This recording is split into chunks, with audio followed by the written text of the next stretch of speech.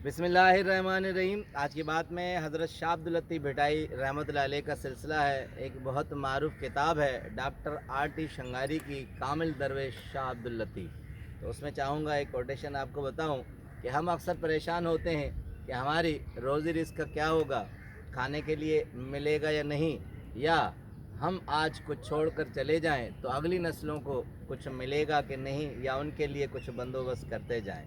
इसके लिए हज़रत शाह अब्दुल लतीफ़ भिटाई रहमतुल्लाह अलैह का सुरडहर में एक शेर है, मगर उसको एक्सप्लेन बहुत खूबसूरत तरीके से डॉक्टर R.T. शंगारी ने किया है। कहते हैं कि एक आदमी था और वो किसी काम से कहीं जा रहा था। ये इमाम ग़ज़ाली रहमतुल्लाह अलैह का उन्होंने मिसाल दिया है।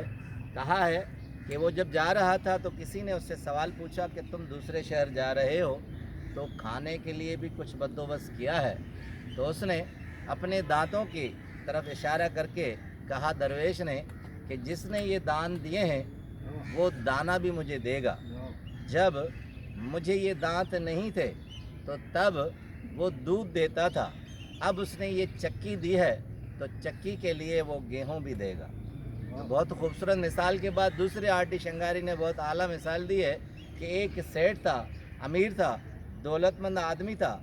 उसने अपने ख़जानची को कहा कि देखो, मैंने इतनी दौलत जमा कर ली है कि मैंने अपनी 7 नस्लों के लिए जमा कर लिया है और वो 7 नस्लें बैठकर खाएंगी, मगर मुझे एक फ़िक्र खाई जा रही है कि जो 8वीं नस्ल आएगी वो किस तरह खाएगी। तो कहते हैं कि उसका ख़जानची बहुत समझदार था। उसने कहा देखें, इसके लिए मैं आपको ज्योतिषी के पास ले चलूँगा, नजूमी के पास ले चलूँगा, वो आपको बहुत बेहतर अंदाज से बताएगा कि आपकी 8वीं नस्ल जो होगी वो किस तरह खाएगी। तो वो अमीर आदमी अपने ख़जानची के साथ गया, तो जैसे ही ज्योतिषी के पास बैठा तो बहुत समझदार था, उसने उसे कुछ पैसे नजराने के तौर पर नजूमी को दे दिए। तो नजूमी ने करीब बैठी हुई बीवी को कहा कि भागवन, तुम्हें ये पैसे चाहिए, घर में ज़रूरत है? तो बीवी ने कहा देखें, रात के खाने के लिए तो सारा इंतज़ाम है, सुबह जिस परवरदिगार पर भरोसा कर रहे हैं वो खुद ही दे देगा, मुझे इन पैसों की ज़रूरत नहीं है। उस अमीर आदमी को बहुत धचका लगा।